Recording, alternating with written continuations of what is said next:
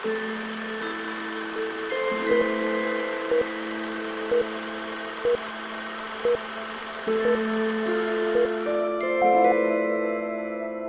there, how you doing? Welcome to Games on Film, everybody, a new series on the channel where we will be analyzing and reviewing video game adaptations in the entertainment industry. And the goal here is very simple: to learn a little bit about each production, critique the creative endeavor, and then grade each one on how well they adapted the source game and how well they stand on their own. Well, I wanted to start this off with a fascinating one to me, the Warcraft movie released back in 2016. A film that seemingly satisfied pretty much all of its target audience, but totally bombed with the critics. Largely considered a commercial flop, but still quietly became the highest grossing video game movie ever released. So one has to wonder, with all the resources over at Blizzard, did they get this right? Did they even get close? Or did they screw it up and squander a huge opportunity? We will indeed find out in this video, from pre-production to the end credits. So if this is your first time finding my channel, how you doing again? I am Ghost, your host, and let's just dive right into this. Let's begin. And of course, spoilers are ahead for this movie.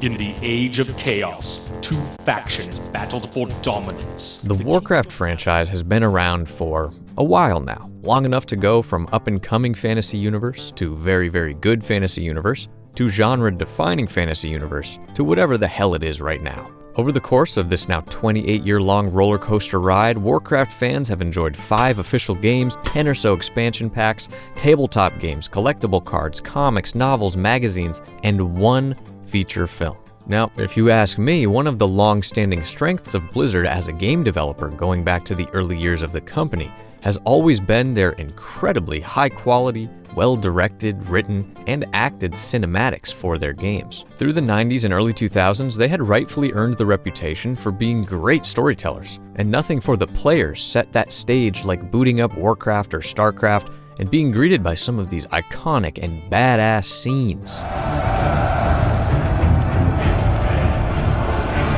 As mortal armies rush blindly towards their doom,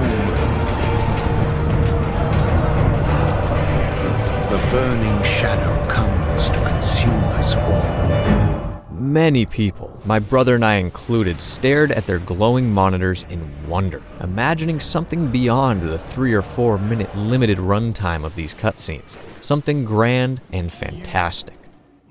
Well, way back in 2006, it was announced that something was in the works. An official post on the Blizzard site indicated that a live-action Warcraft movie was to be produced in partnership with Legendary Pictures. I mean, oh boy, the hype had instantly begun, and many of us dweeb-ass kids in middle school had just enjoyed the satisfying end to the Lord of the Rings trilogy, as well as Star Wars kind of concluding, and we were all kind of looking for the next big thing. And with Warcraft's cultural dominance growing by the day, it seemed like one of the prospects potentially destined to fill those shoes. But sadly, details on this project were scarce, and what followed was silence.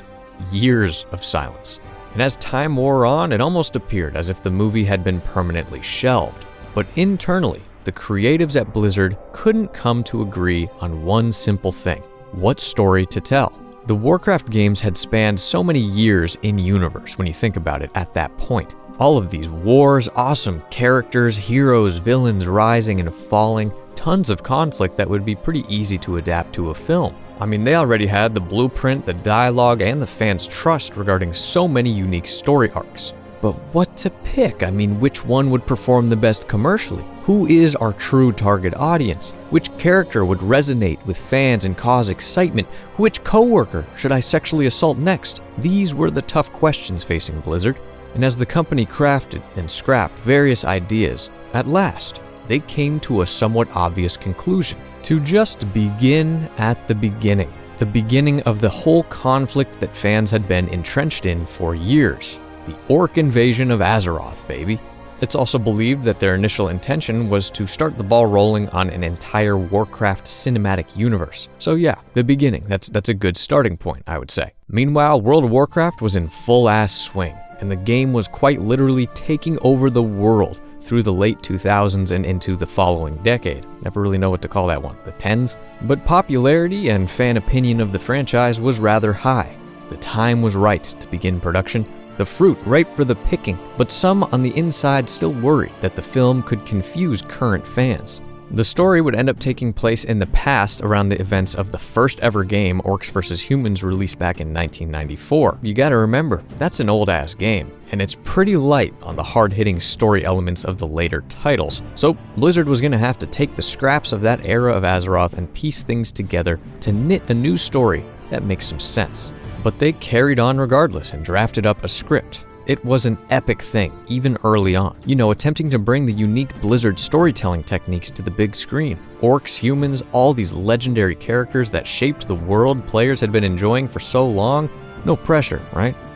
Well, eventually, they made a big move and found their director in Duncan Jones. Well known at the time for his indie success, Moon. Side note, that is an awesome movie that I highly recommend. And did you know that Duncan Jones is David Bowie's son? I bet you didn't. When he came on board, the script was rewritten, retooled a few times, and at last, 8 years later in 2014, principal photography finally began. So you might be thinking, damn, this movie took some time to get off the ground. But that honestly isn't unheard of in this industry. I mean, these are huge projects. Hundreds of millions of dollars being essentially gambled on the movie performing up to expectations, or at the very least, just breaking even. You also want to take your time to fill out the roster behind the scenes, as well as big roles with actors that are ready for such a task. And with Travis Fimmel, famous for the Viking show, to star as Lothar, and then people like Clancy Brown, aka Mr. Krabs, Paula Patton, and Daniel Wu involved, the stage was set. If they delivered is another story altogether. Now, a big thing to note really quick is the film being live action. This caused some concern even as far back as 2006.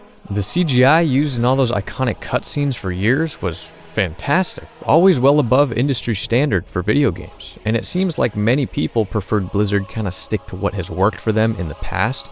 I mean, think about it. It might look kind of goofy, bringing some of these designs and cartoony graphics into the actual real world. I mean, can you imagine one of these poor actors having to wield Armageddon? This shit could just so easily look stupid, and simultaneously tear your rotator cuff.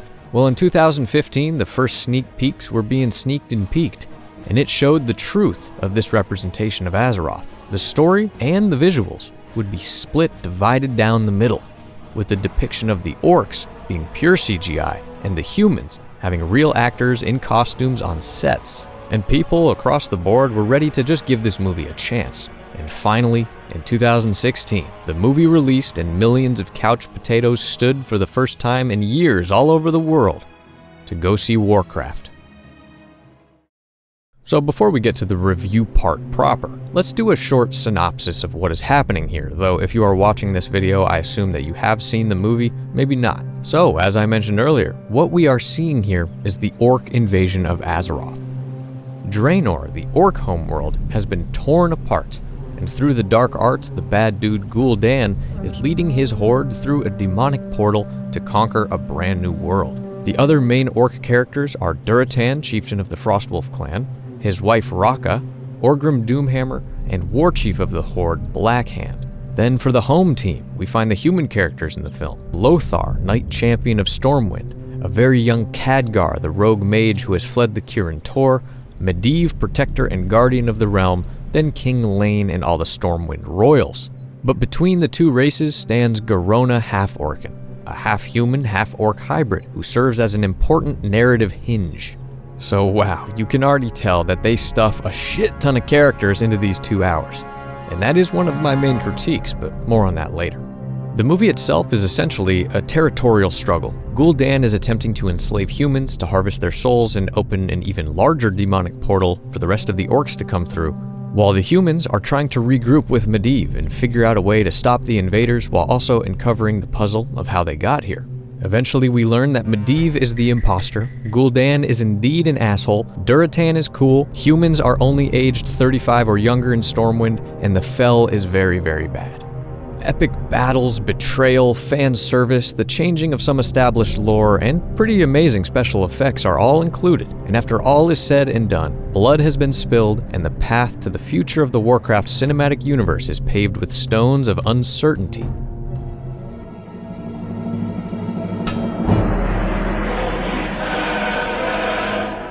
Okay, well, I just want to say, outright, that this movie is surprisingly enjoyable to watch, even right now. As a longtime fan of Warcraft, but also a bit of a movie snob, even back in 2016, I highly expected this to be a pretty shitty movie. Call me pessimistic, but I just had not that much faith that this would be anything beyond a big Marvel-like thing to bring Warcraft to a wider audience and kind of dilute it down to just being kind of boring and cheap. But for the most part, I was completely wrong, though it does require a bit of suspension of disbelief to truly just relax and enjoy the ride for kind of what it is. I also think setting the whole thing back in time was a really good move. Removing the current happenings of Azeroth that are ever-changing from the equation allowed fans and newcomers alike to just kind of experience this story. It's a totally safe point of entry for everyone, and that includes Blizzard. The large set pieces are easily digestible, the characters are mostly distinct from one another, and the feeling of Warcraft is captured pretty damn well. Humor, action, drama, they got it all in here, packed into a nice 123 minutes. The climax of the movie feels like it has some real stakes, and the negatives of the experience, for me anyway, overall do not outweigh the positives. I want to make that clear. So the first thing that immediately stands out, as I alluded to, is the production quality. I mean, dude, it is through the roof. This movie's almost 6 years old now and still has some of the best special effects for magic that I have ever seen. Then the CGI work for Stormwind and Ironforge with all these dark stone interiors contrasting with the kind of lush, rotting landscape of the orc camps. Every detail is just bustling with effort and intention. And sure, it doesn't look realistic at all, but this is adapting a cartoony fantasy game, dude. And if you are deciding to translate that to the real world, I think, for the most part, they nailed it while keeping the art style intact, big fat swords and all. It has a cohesive look that's totally loyal to that source material. I mean, it would have been pretty hard to convince us fans that this is Warcraft if they had scaled everything down and made it look kind of like Game of Thrones, right? That's all just to say that anytime the movie is leaning on visual spectacle, it pretty consistently succeeds, and those roots in the old cinematics are really felt deeply, especially when it comes to the orcs. Oh, baby boy, I love the orcs, man. God damn, Jimmy. This some serious gourmet shit. Without a doubt, the best part of the entire movie. They look utterly fantastic, and the actors portraying them do such good little work to bring the characters to life. They could have easily busted this shit up so bad and attempted to make them more appealing to like newcoming fans.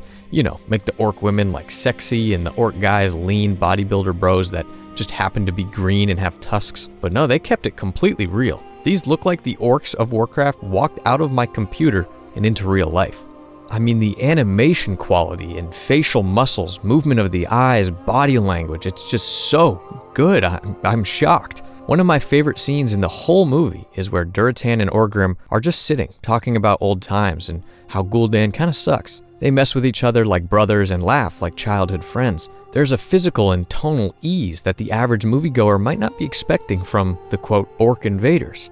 That humor and heart is just captured so well, much better than most of the moments on the human side of the conflict, if I'm being completely honest. Then there's another little moment where Duratan's kind of holding Khadgar hostage for a second, talking to Garona, and then when he lets Khadgar go, he just kind of bops him on the chest. Obviously, they can't really communicate in any other way, and it's a really small, effective gesture. Dude, I love the orcs, man. I could go on. And I definitely would say that they upstaged the humans almost totally. I found myself constantly wishing the entire thing was just this, and then kind of sighing a little bit and sitting back in my chair when I was met with real-world actors, acting their asses off. But that isn't to say that the characterization of the human characters is wholly bad, which has been a common complaint since this movie released. For the most part, the performances are serviceable. Ben Foster as Medivh has good moments and bad moments. Travis Fimmel has a good grip on the edgy but valorous knight, but the standout over here for me is Ben Schnetzer as Khadgar. He's really awkward and kind of overly ambitious, but totally means well and ultimately saves everyone with his wit and kind of unwavering drive. He captures that young scholar archetype really well, and it's interesting and enjoyable to watch. I think any failings that the human side has here is due to writing and small casting things, not necessarily acting, but we will cover that later. Also, a very small presence for sure, but the dwarves? Whew, they also look incredible. I'm a big dwarf guy, and seeing a few of them in Ironforge at the opening scene is like, yeah, this is Warcraft, baby, we're in good hands.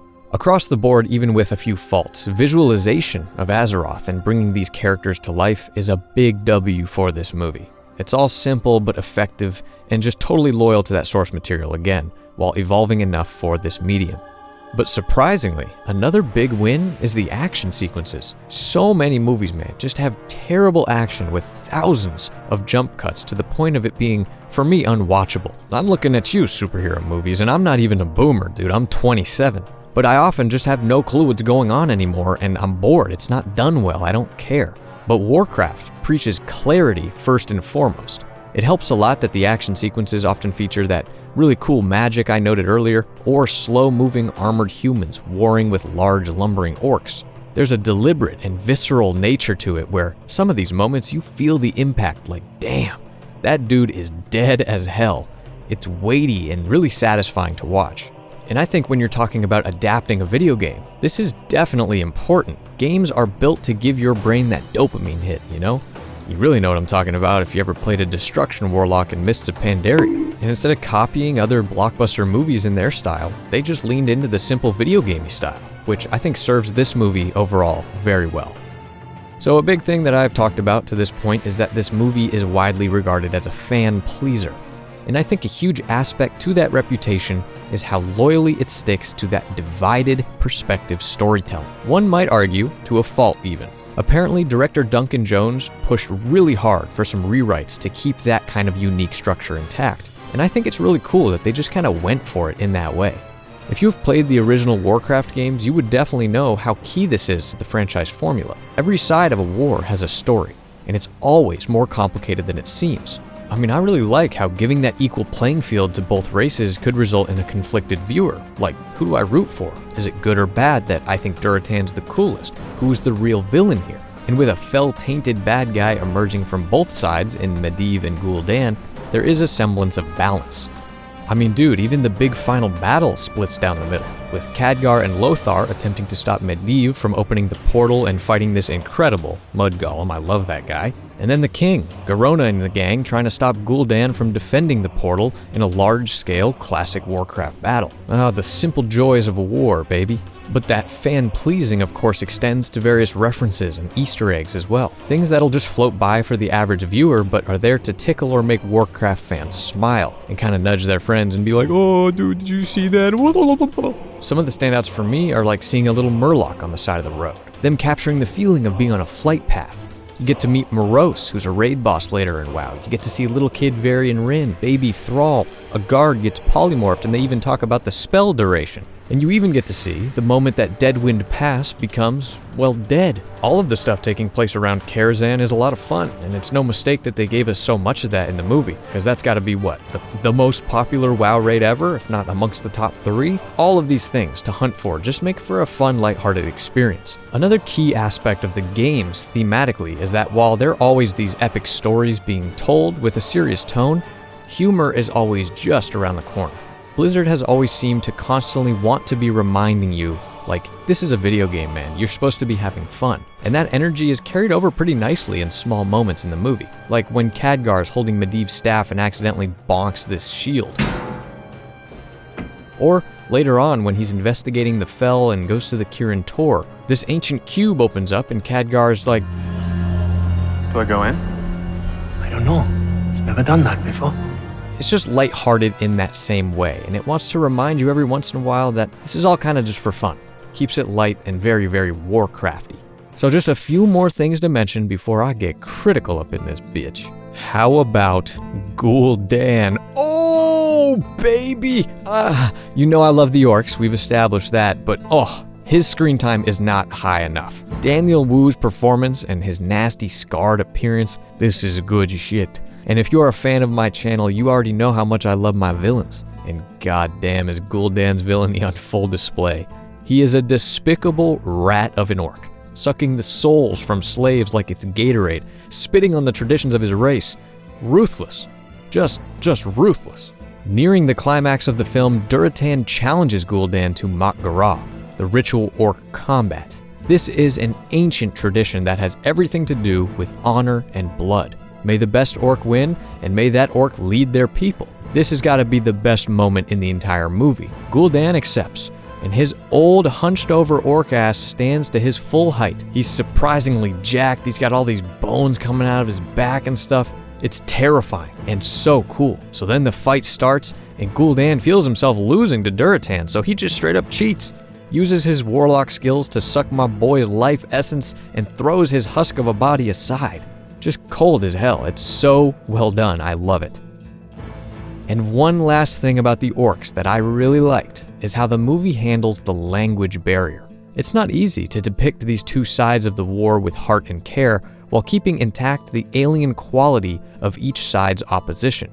Garona, of course, acts as a convenient translator when the movie needs one, but there is this one little awesome moment where Durotan is meeting with King Lane in secret. We hear his orc guttural grunts and stuff from the king's perspective, but as the camera pans closer to Durotan and Lane leaves the shot, it seamlessly swaps to English for us viewers to understand. To save my people. I admit this is a small thing, but it really stuck in my head, even years after seeing the movie. It slows all this kind of cluttered narrative stuff down, and you just get to see that these are just two leaders wanting what's best for their people.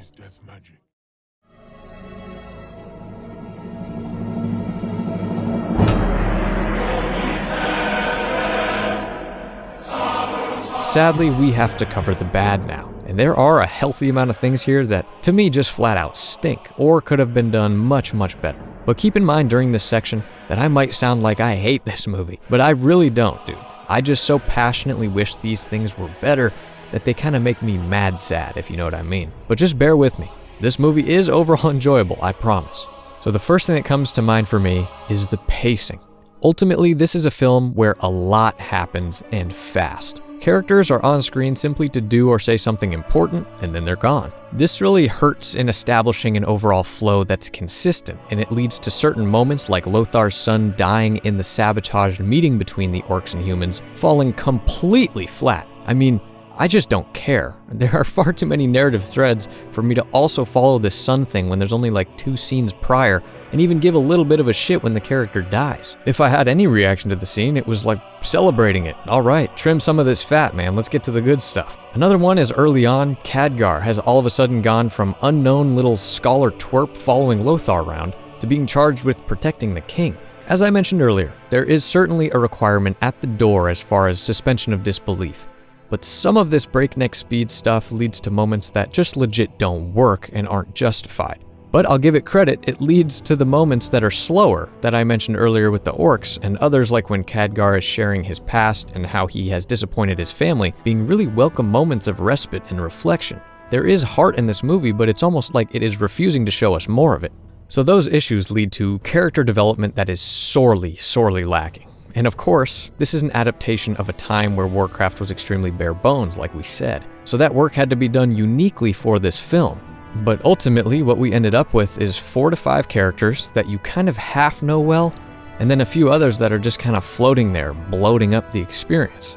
I think when you're taking on the task of having this split narrative, in my opinion, you need to also cut down the amount of principal characters you would normally have, just for clarity's sake, because this ultimately is not a video game where we can spend dozens of hours in campaigns getting to know these dudes intimately. You have 2 hours or less to introduce, develop, and in some cases kill these characters off. Warcraft is far too ambitious with the amount of plot lines and assumed investment of the viewer. It of course causes that pacing issue we're talking about, but also wastes pretty talented actors by having them just say like a dozen lines total.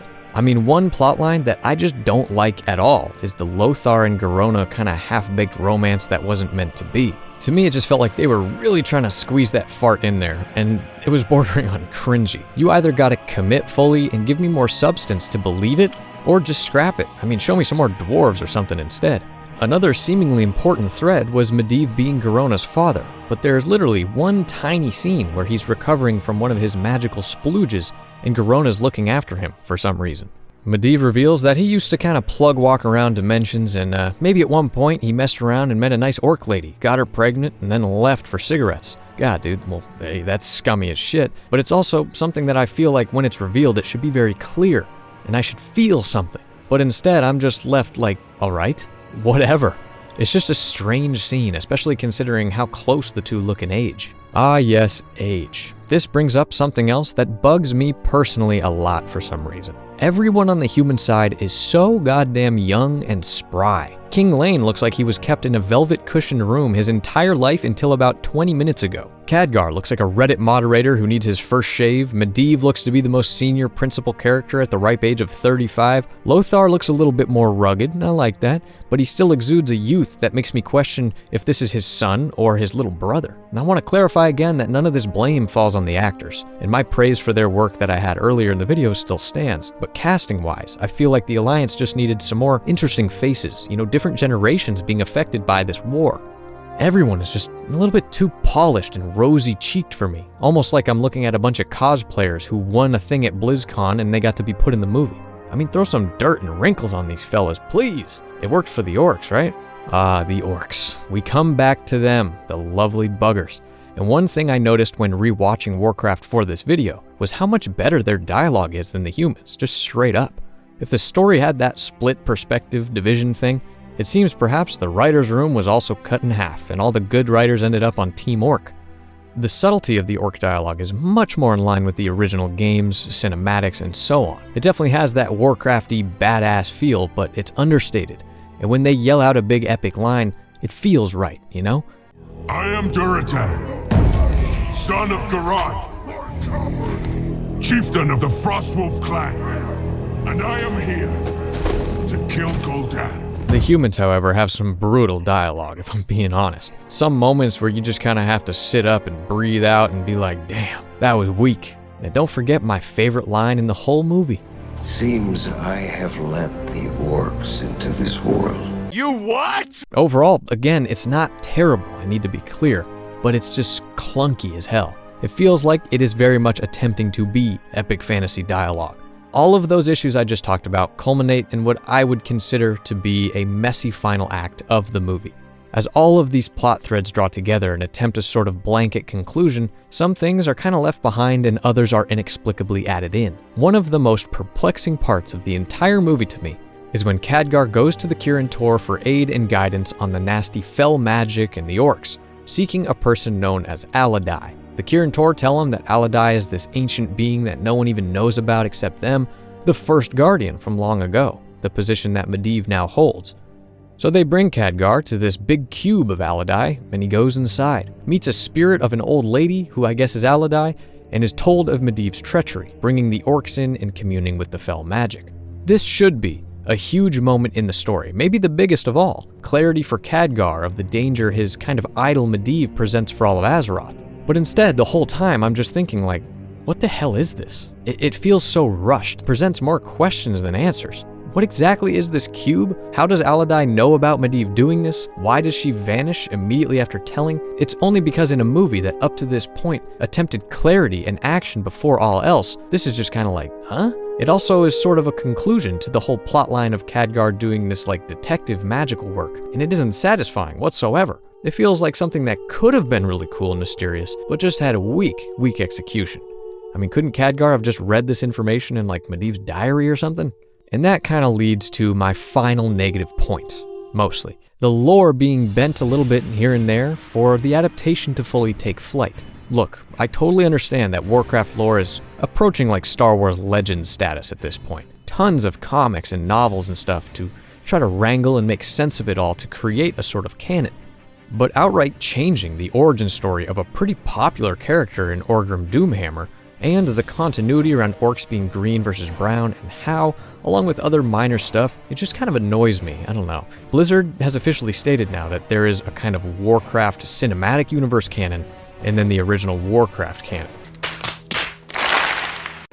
It's just messy, and I will never understand for the life of me how managing multiple fantasy canons can be easier than just one. Why?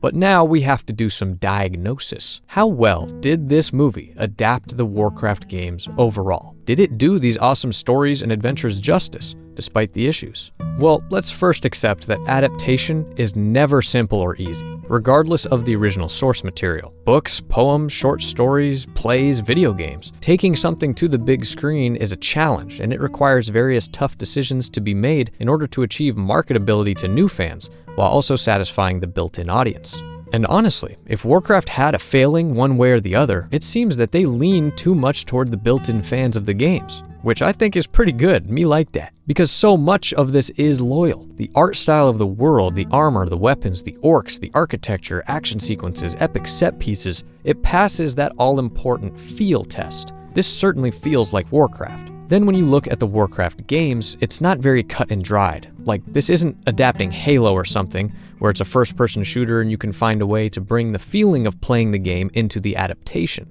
Warcraft has had several lives, first as a story-driven RTS game and then as a massively multiplayer, always-changing RPG. And in a way, this freed up Blizzard quite a bit here. There was never an aspect of gameplay fans would necessarily be expecting to see the film version of, if that makes sense.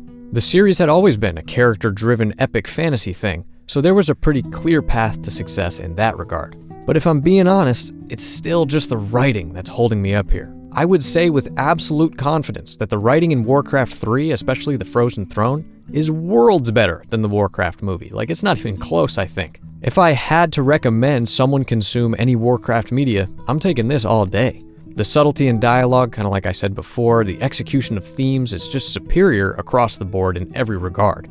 And that tells me a few things. One is that Blizzard has changed a lot over the years. Yeah, that's certainly true, we all know that. I mean, look at what the hell they've been up to lately. A cosmos divided will not survive. Oh, brother, this guy stinks! The other, though, is that there is a dumbing down process here in creating the movie. If they chose a way to reach a wider audience, it was in simplifying the script itself, not the storytelling techniques, which, I mean, it's a double-edged sword. We also, though, have to take into account that this movie, from the beginning of production, was meant to be the first of many entries into this cinematic universe, maybe even direct sequels that Blizzard had been planning for years.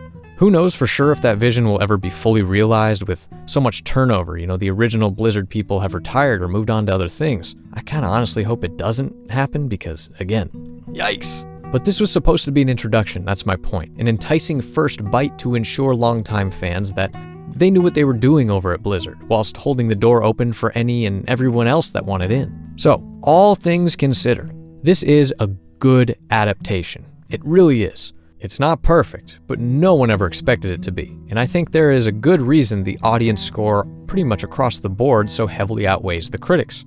I believe this is a movie that many people wanted it to be.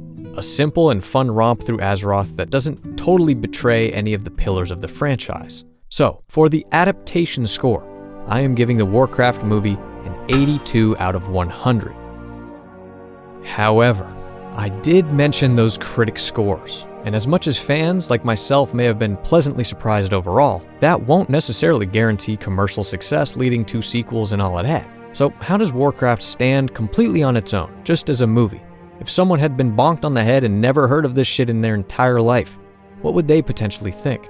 Honestly, on an island, this movie suffers a bit, I think. The production quality, music, and overall care put into the world remain strong pillars to stand on, but the narrative and pacing issues loom large. And without the breadth of knowledge that many fans had going in to identify certain characters or locations or shoutouts to the games, I can imagine this being kind of a dizzying experience to keep up with. You also can't ignore the absolutely stinky reputation video game movies have always had. So many just straight up dog-do movies that throw reason to the wind in favor of blood and boobies. Just not a good path laid out for Blizzard by its predecessors. That's very, very, very important. But in that vein, I think Warcraft made huge progress for the genre and future adaptations. They showed that you can make something mostly for the fans but still rake in millions of gold. So yeah, at the top of the video, I said that this is the highest grossing video game movie ever made, and that still stands today in 2022. $439 million in box office sales worldwide. Now that might sound good because it's decent, but the project still lost Blizzard somewhere in the ballpark of 10 to 40 million buckos. I'm telling you, man, making movies of this scale is not easy. The investment needed is staggering. It's also odd to note that Warcraft only brought in like under 50 million of that total from the United States. Where the movie really killed was in China, earning over 100 million there, and it's actually on a very, very short list of Hollywood releases to break that threshold in China, but not the US. Very strange. Overall, I think Warcraft is an above average and flawed fantasy film on its own. I also want to address my scoring system here real quick, okay? This isn't IGN, baby, where a 7 means the thing kinda sucks ass and 9 means it's pretty good. For me, a 50 is average as can be. This isn't a school grade. 100 is The Godfather, and 0 is fucking Battlefield Earth. And I think Warcraft, just as a movie, sits around a 66. It's a fun, fast, and pretty experience with some serious script issues, but its true potential is unlocked by already being a fan of the IP or an orc cultural enjoyer, preferably both. You'd think that nearly breaking even would be good enough to at least try again. Well, it was rumored in 2018 that Duncan Jones was asked to come direct another and he was down. Probably a movie based around the events of Warcraft 2, Tides of Darkness. But that seems to have dried up for the time being. But during the pandemic, late September 2020 or so, a little report leaked out there that Legendary Pictures is hopping back in the ring with Blizzard for a new live-action Warcraft movie. But no one knows what that is, what it will be, and if it might be a fresh start altogether. I have nothing but hesitation. So, as we wind down here, I want to address the title of this video, A Movie Divided. So what do I mean by that? Well, as you've probably gathered, it's in reference to the two storylines of varying degrees of quality depicted in the film being split, but it's also about that fan and public response being so drastically disconnected. It's almost as if the very things that allowed it to be a strong adaptation are the things that sank the movie for everyone else. But at the end of the day, we can cut up and dissect anything. Every single movie has its flaws and its strengths. But when I think back on the Warcraft movie, I feel nothing but a healthy amount of quiet satisfaction. Sure, it definitely could have been better. But man, it could have been way worse. Thanks everyone so much for watching this first ever Games on Film episode. This was a ton of fun to put together. What did you all think of the Warcraft movie? I'm very curious. What would you want to see in a potential sequel? Or should they just shut it down? Also, what other movies or shows should we take a look at here? Doom, Prince of Persia, Assassin's Creed, Resident Evil? That new Halo series looks pretty terrible? Let me know. Thank you again everyone very much. Shout out to the patrons. And until next time, peace.